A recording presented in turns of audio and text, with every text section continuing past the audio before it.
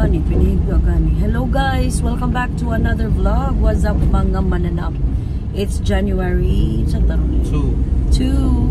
And katatapos na ng shift ko kanina guys, alas 3. And today kasi guys is the last day of wake sa St. Peter Imos ng cousin ni Daddy, Sinang Berna. Kita ko si Daddy. Kaya kami naka-black kasi we will attend the mass at 6 p.m. So, dadaanan muna namin sina Daddy and Mamili and yung mananabtan guys.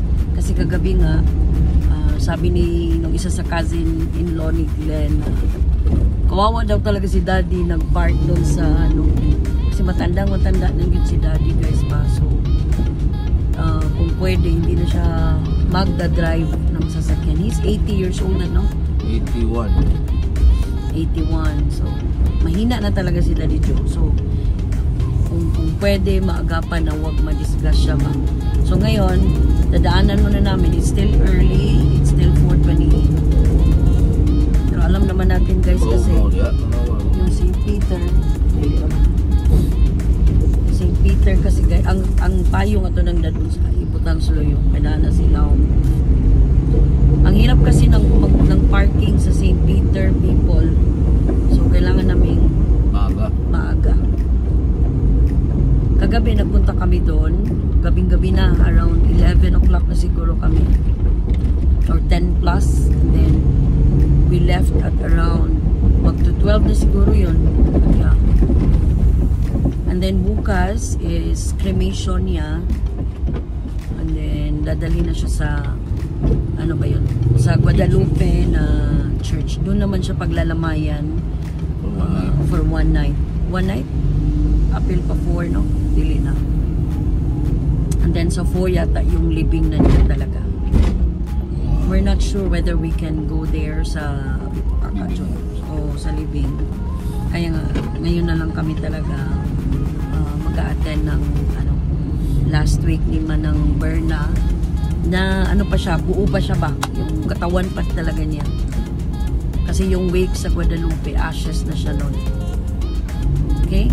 So, palabas pa lang kami ng Dumlo guys. And I'm wearing a dress. Ito yung black dress na nabili ko sa online. Sira-sira ang gatong buttons na ito. Pero gusto ko kasi ito guys. Kasi maganda yung fit niya.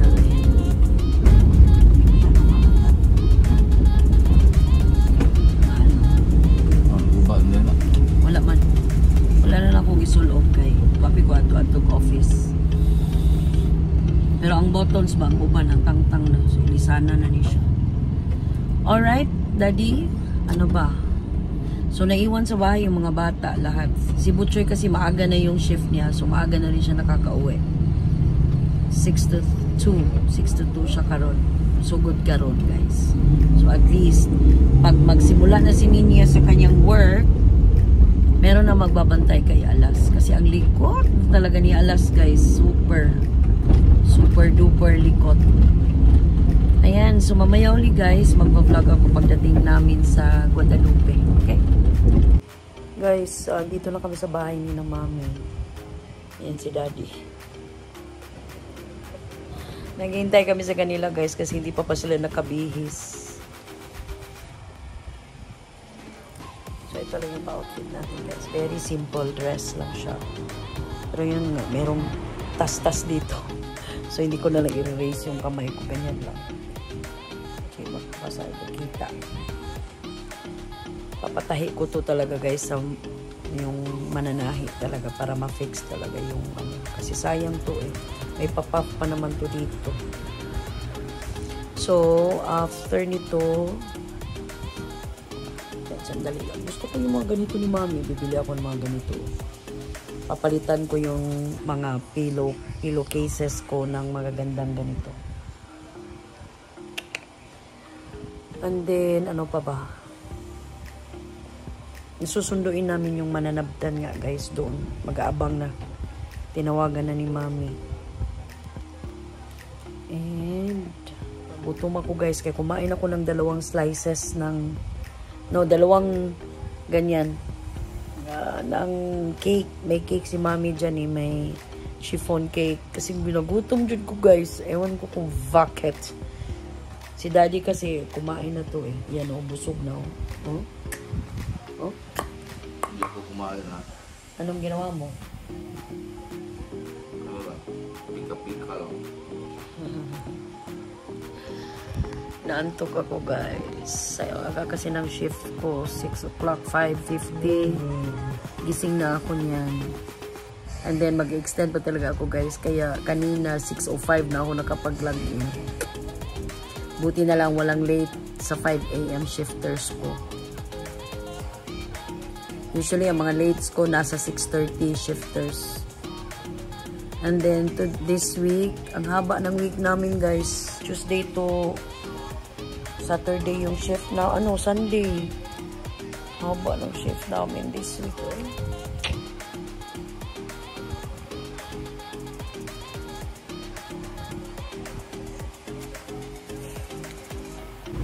And we're here na guys sa St. Peter, Imos. So, sinamahan ko si daddy mag-park. So, sina mami, pinauna naming makababa. Kasi mga seniors na. Nahihirapan na silang bumaba. Papasok na kami dito.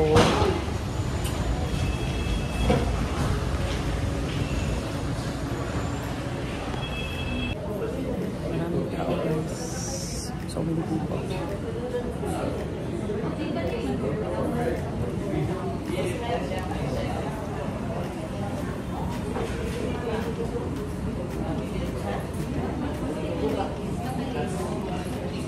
Ako daw yung responsorial Sam guys sa mass. Gutom na ba ako guys? I'm hungry. Ako.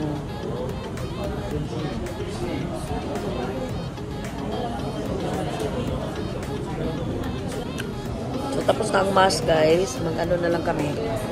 Mga G. So may padasal. Yun na lang. So, umuwi na rin umalis na yung mga ka-opisina ni ng Berna. So, kami lang ni daddy. Minom si daddy ng kape. Ako, water lang.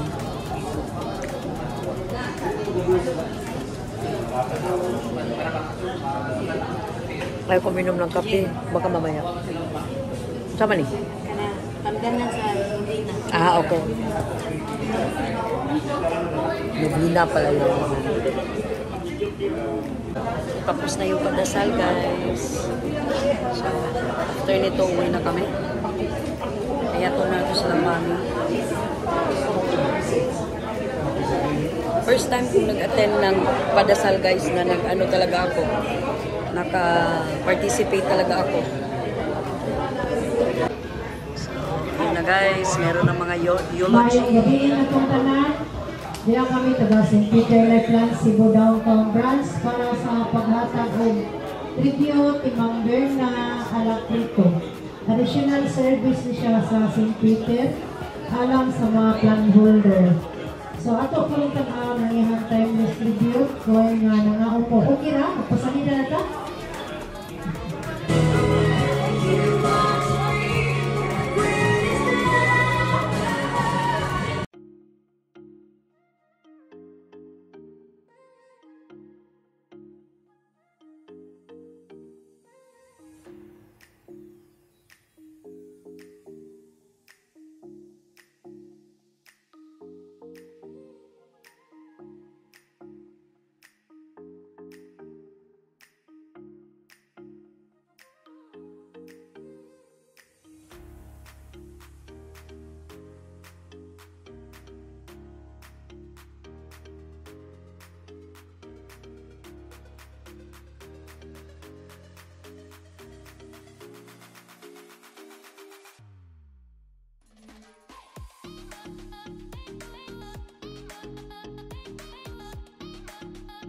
Siguro sir ka na siya sa mga nagbati na batasan.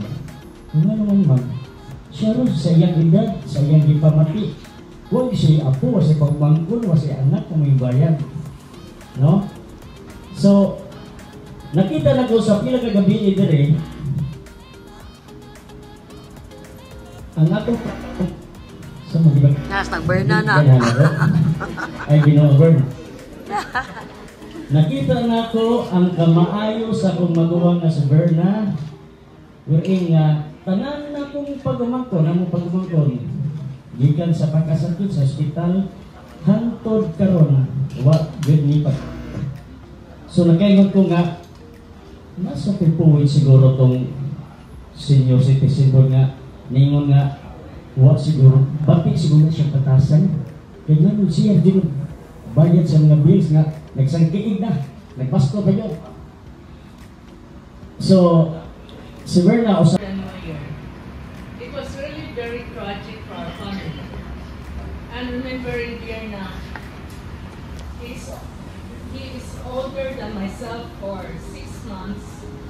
And we were classmates since elementary up to college. We graduated college together, and we only parted ways when I was assigned in Calvayo, Western Samar in UCPB as a banker. While Berna is in a manufacturing company, IPI. Despite our distance, we always communicated. O kung sa mga affairs sa aming po, ang tinigabats na si Arlene. Na, wak ko si Berna, pagkita ko nag-usag-usag. Pilya. Na mo, nag-deny na po ang mga manigso kung sa may mga problema. Buwan ko, siya mag-lead na mo. Huwag ko, alam mo, Brother, Mr. and another big anak, driver, piloto, pangumpra para ni Mami Berna. Mami Berna, tawag nila ito, famous nickname ni Mami, mother of all concerned. Siya rin nakatabang din nato sa tanan in one way or another. Kung sa mga kariso nato sa kinabuhi, sa iyang mga parents, sa iyang late lula, yung late mama o papa, yung para sa mga siblings, antod sa iyang mga pagmangkon. Tanan mga kalsuran, matabang ni si Mami. Mangita din si Pagi. Pero nung doon, like, since bata pa ko, pero nung i-complain ko sa kong Mami, Mi, ano ang tawag sa tanan mga passes na ako ni mo? Mami, na, di mo ka. Ako na isawa kayo na ako si Al. I am the youngest and Berna is the eldest in our family. Teka, nakalimot ko. By the way, karon magod supposedly December is the celebration of well, everybody, all of you, all of us are supposedly enjoying the season, joyful season of Christmas. Sa among family, mura mi kay good kilak, not once but twice, and it's the longest for me, the longest. So we're here at McDonald's. Kumakain kami guys. Kakain pa lang kami guys. Mag-order pa lang. Kasi hindi pa kami nagdi-dinner. Nakalimutan mo doon. Although may offer doon na Manila restaurant. Pero ano ba yun? Mas gusto namin kumain kaming magdalawa lang. Charot. O sige guys, order mo na kami guys. Update pala dun sa na-debit ko guys. Naibalik na. Thank you so much Union Bank. So kaya ako may pera ngayon guys. Thank God. Kain tayo guys. Pareho kami ng order ni Daddy.